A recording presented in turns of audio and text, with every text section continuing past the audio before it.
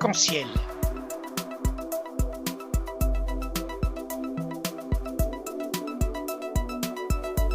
Avec Abdilatif. L'info libre et crédible.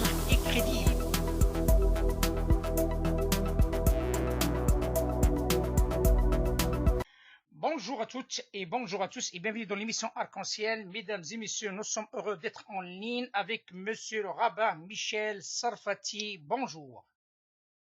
Bonjour. Bonjour et bienvenue dans l'émission Arc-en-Ciel. Il faut bien préciser à notre auditoire que monsieur Michel Sarfati est rabbin à Rungis dans l'Essonne et président de l'amitié judéo-musulmane de France. Monsieur le rabbin, la France traverse une période très difficile, l'humanité traverse une période très difficile. Nous avons pris l'initiative de faire intervenir les représentants des trois religions monothéistes. Hier, il y avait avec nous monsieur Vincent Feroldi, le père Vincent Feroldi. Tout à l'heure, nous aurons le recteur, monsieur Asdin Gassi de la mosquée de Villeurbanne. J'ai le plaisir de vous recevoir aujourd'hui en tant que représentant du culte judéique, il ne faut pas l'oublier, et que monsieur le rabbin représente aussi la communauté juive de France. Quel regard portez-vous à cette situation inédite que nous vivons tous ensemble, religieux et non religieux?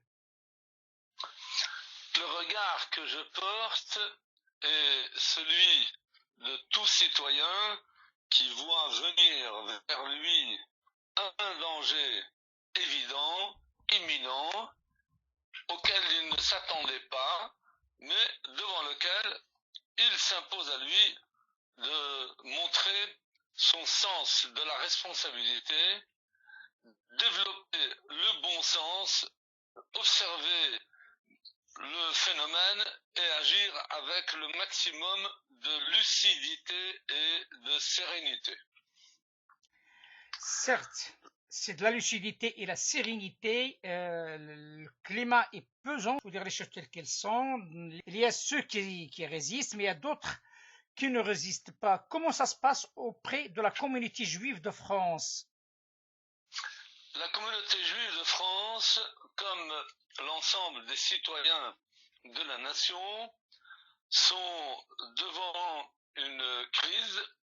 Ils ont conscience qu'il s'impose à eux des règles et qu'il s'impose à eux des comportements de solidarité et de responsabilité.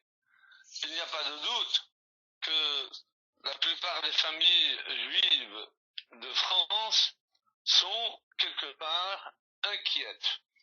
Oui, nous observons chez certains de nos coreligionnaires des interrogations, des interpellations, et donc ils se tournent vers les responsables que nous sommes et tentent de trouver chez nous aussi bien des réponses à leurs interrogations que de l'apaisement quant à l'avenir. Il est indispensable aujourd'hui de dire autour de nous que nous avons foi en l'avenir. Cet avenir, nous continuons de croire en lui. Laissons faire les gouvernants, les gouvernements, les responsables politiques, de manière à ce que l'on résiste au maximum tout au long de cette épreuve et que l'on puisse dire, grâce à notre résistance, nous avons réussi à passer l'épreuve, à la dominer et à poursuivre notre existence comme tout un chacun sur Terre. Sur le terrain, monsieur le rabbin, comment ça se passe avec la communauté juive? C'est-à-dire, il y a des appels, il y a des emails, il y a des rencontres prévues, vu que maintenant les lieux de culte sont vides, par décision aussi du gouvernement. Comment ça se passe par rapport, sur le plan pratique, j'ose dire, le lien entre la rabbinat et aussi l'ensemble de la communauté juive? Comme vous le savez, les Juifs de France sont des Français citoyens d'une part, mais également pour une certaine partie d'entre eux, des adhérents à des institutions juives de niveau national. Les principales institutions sont les consistoires à travers les 13 régions, les représentations du Fonds social juif unifié et les représentations du CRIF, du Conseil représentatif des institutions juives de France. Nous sommes donc en contact permanent à double niveau, d'une part avec ce que les administrations de l'État, les préfectures, les mairies nous envoient comme message, et de l'autre avec nos responsables nationaux de nos institutions. À notre tour, nous servons de relais et nous transmettons les consignes et les instructions que l'on reçoit et que l'on estime absolument importantes, et nous insistons pour que nos concitoyens, nos coreligionnaires montrent un sens de la responsabilité et de la discipline. À titre d'exemple, j'ai pris la parole Shabbat dernier, samedi matin, et j'ai annoncé à la communauté que, pour ma part personnelle, je prenais la décision de m'enfermer alors que rien ne m'y oblige. Je leur ai dit, je serai toujours atteignable, joignable par le téléphone, par WhatsApp, par Internet, mais que je me refusais de sortir, sauf pour aller acheter la baguette de pain, signe national de la France, ou aller à la pharmacie, ou, au besoin, que Dieu nous protège, d'aller voir le médecin. Ensuite, je leur ai dit la chose suivante. Ce n'est pas seulement le simple citoyen qui va s'adresser à vous maintenant. C'est le rabbin que vous avez élu pour la conduite spirituelle de notre communauté. J'ai deux principes à vous transmettre, qui nous guident dans notre comportement. Le premier, il date d'il y a 2000 ans. Dina de Malchuta, Dina. La loi de l'État à force de loi. Par conséquent, première injonction que je vous demande de respecter, observez fidèlement toutes les consignes que l'État dicte. Lavez-vous les mains, mettez du gel, ne vous approchez pas à moins de 2 mètres, et les personnes âgées, de grâce, nous tenons à vous, mais restez chez vous. Il n'est pas indispensable, quand la santé est mise en péril, de venir à la synagogue. Ceci est au nom du premier principe, Dina de Malchuta, Dina. Le deuxième principe est un verset de 3500 ans qui remonte à l'époque de Moïse, notre maître, et qui dit clairement en hébreu, Venishmartem me'od lenafshotechem. En français, vous veillerez à la bonne santé de votre personne. Nous avons donc un devoir de faire passer tout ce qui permet de sauver la vie et de garder notre corps en bonne santé avant toute considération religieuse. J'ai mis à l'entrée de la synagogue du gel. J'ai mis des panneaux indiquant les instructions que tout un chacun doit observer. J'ai anticipé par rapport, je crois, à toutes les synagogues de France. Depuis 3 semaines, j'ai condamné un siège sur 2 de ma synagogue. Et de cette manière, j'ai forcé, qu'ils le veuillent ou non, mes fidèles, à garder une distance entre eux, celle d'un siège qui les sépare. Peu importe les réactions des uns et des autres, et j'ai tenu à ce que chacun, à l'intérieur de la synagogue, observe ce dispositif que j'ai pris en accord avec le conseil d'administration. Voilà donc pour le concret. Maintenant, du fait que nous sommes en contact permanent avec les plus hauts responsables de la communauté juive de France, nous sommes, pour dire, nous sommes mobilisés. Nous ne faisons presque plus rien du tout. Nous sommes accrochés aux radios, aux télévisions, à la presse, et notre temps, nous le passons plus d'abord à être au courant.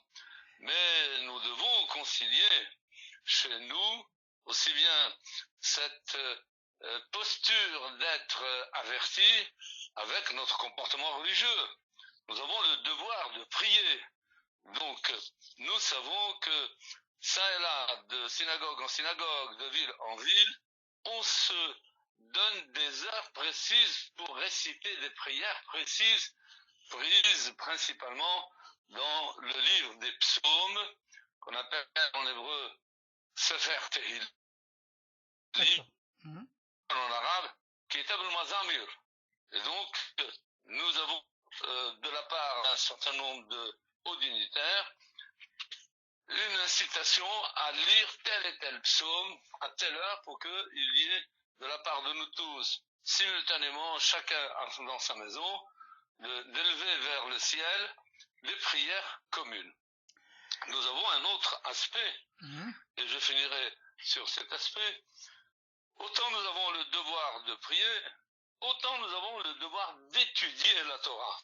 Donc tous les jours, nous devons consacrer un moment selon les disponibilités des uns et des autres pour ouvrir des livres de Torah, des livres de pensée juive, des livres de loi juive, des livres de morale juive, et le consacrer un temps le matin, un temps l'après-midi, un temps le soir, de manière à établir cette harmonie entre la prière et l'étude. Voilà grosso modo comment se passe l'engagement de chacun d'entre nous aujourd'hui au cœur de cette crise. Monsieur le rabbin Sarfati, vous êtes un homme de foi. Et là, je m'adresse à cet homme de foi. Mis à part tout ce que vous avez dit depuis tout à l'heure et que je respecte, la question principale, sommes-nous dans une charnière sur le plan de l'humanité, parce que il y a des choses qui ont transgressé les lois du cosmos. Comme beaucoup de mes collègues, je reçois de nombreuses vidéos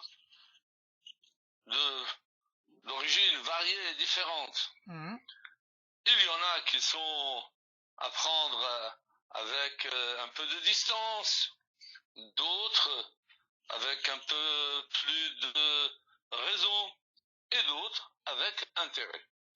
Alors je me dis à moi-même, et je le répète autour de moi, 1.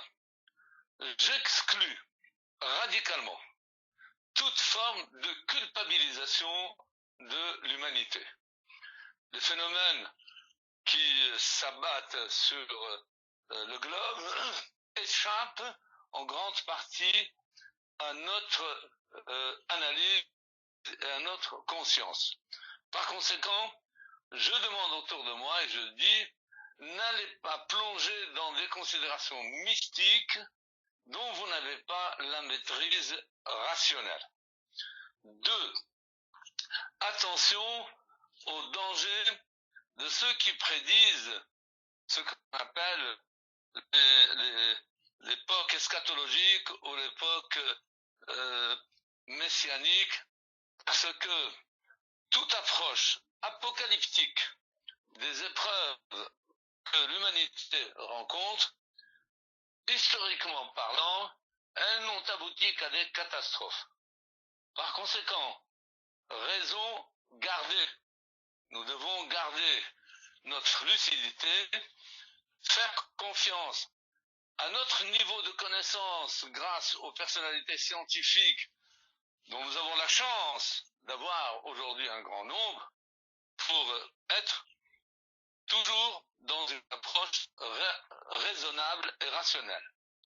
Enfin, j'invite tous mes coreligionnaires, puisque maintenant la plupart d'entre eux sont confinés, de ne pas se contenter d'écouter simplement les radios et les télévisions de manière passive.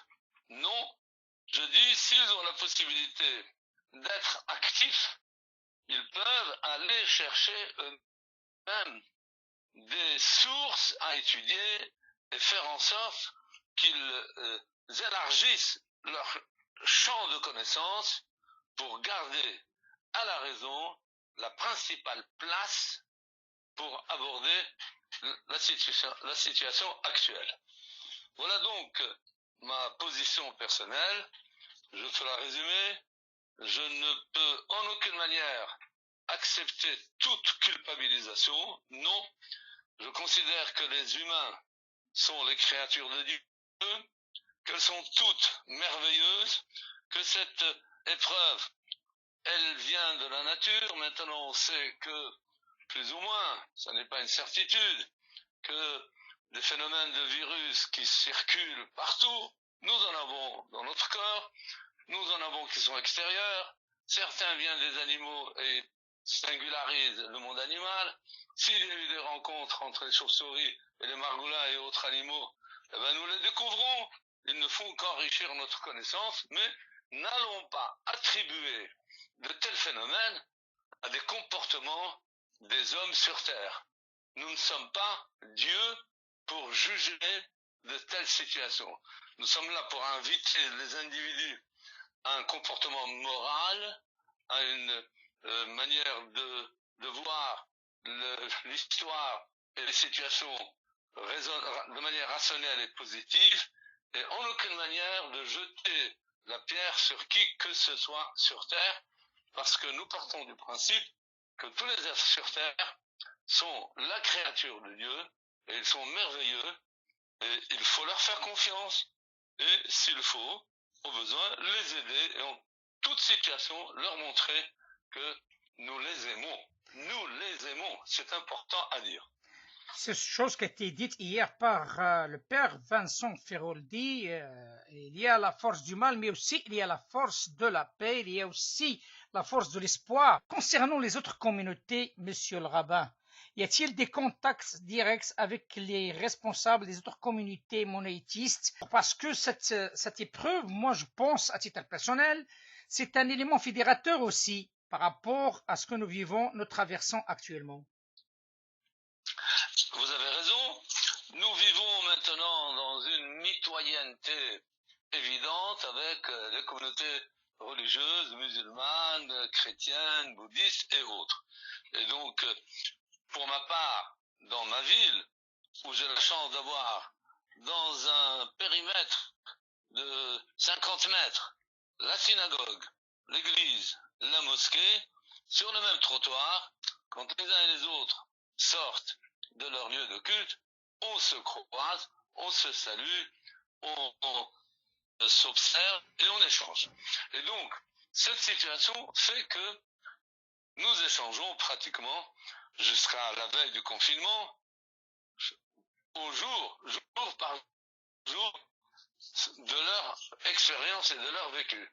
Je rencontre l'imam et mes amis musulmans. La première question que je leur pose, mes amis, avez-vous observé une distance entre vous pendant les prosternations? Avez-vous posé à l'entrée de la mosquée ou de l'église un flacon de gel? Attention, c'est très important. Une question qui m'a été posée par mes amis de la mosquée hier, ils ont entendu parler de l'obligation de fermer bientôt les mosquées. Et donc, mon ami le président m'interroge, qu'en est-il de la synagogue? J'ai dit, effectivement, nous allons fermer la synagogue progressivement. Et par conséquent, vous aussi, il serait bon d'envisager la fermeture de la mosquée. Et puis il me dit, mais nous avons des éléments incontrôlables qui ne veulent rien savoir. Ah, je lui ai dit, il faut leur parler raisonnablement et leur dire que s'ils s'y opposent, qu'ils aillent frapper à la porte du commissariat voisin pour demander la position de l'État, des autorités administratives. Autrement dit, nous sommes là pour échanger entre nous, pour nous encourager. Je n'ai pas hésité à dire à l'imam qu'il serait bon pour lui de mettre un masque. Moi-même, depuis 15 jours, quand j'entre à la synagogue, sachant que je dois rencontrer beaucoup de monde, j'ai pris la précaution de porter un masque. Et je dirige les offices religieux avec un masque déjà depuis 15 jours. Je n'ai pas attendu le Shabbat passé pour mettre en pratique certaines instructions. Non, j'ai anticipé par souci de protection de ma communauté et de ma personne. Donc je l'ai dit également à l'imam et je l'ai dit aux prêtres que j'ai croisés. Donc il y a là un échange qui nous rapproche, qui consolide davantage nos relations d'amitié mutuelle et réciproque. Comme vous le savez, monsieur le rabbin, donc on a pris la décision au sein de cette petite émission de prendre cette initiative, surtout de donner la parole aux religieux dans ce moment difficile. L'idée derrière, c'est tout simplement qu'il y a un échange, peut-être un refuge aussi pour un certain nombre de nos concitoyens qui croient, et pourquoi pas ceux qui ne croient pas pour avoir des réponses. Quel message donnez-vous à l'ensemble de la population française et à l'ensemble de notre auditoire qui peut dépasser les frontières françaises? Le message qui doit passer en premier, c'est d'abord celui de notre unité de vue. À savoir que nous, les religions, nous, les représentants des religions, nous avons un message qui nous unit, c'est la place primordiale de l'être humain et de sa santé. À partir de là, on associe une autre notion, c'est notre devoir de citoyen. Donc, devoir religieux d'être unis autour d'une idée commune. Rien ne doit prévaloir par rapport à la santé de l'être humain. L'être humain est la création de Dieu, il faut tout faire pour la protéger en priorité. Elle passe avant les pratiques religieuses. 2, nous sommes citoyens français, nous montrons à nos concitoyens que nous sommes pleinement responsables et engagés dans le devenir de notre nation. Nous sommes avant tout, d'abord, des Français, avant d'être des adeptes de telle ou telle religion. Donc il y a cette notion de solidarité que nous efforçons à transmettre ensemble autour de nous. Écoutez, monsieur Sarfati, le rabbin Michel Sarfati, merci infiniment de cet éclairage. Il faut bien préciser à notre auditoire que monsieur le rabbin Michel Sarfati est rabbin à Ris-Orangis dans l'Essonne, mais aussi il est président de l'amitié judéo-musulmane de France.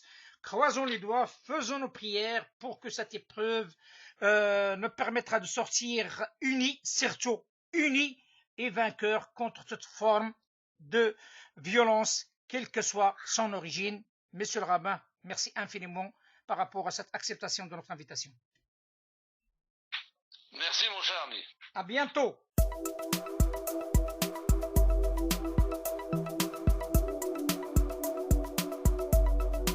Arc-en-ciel.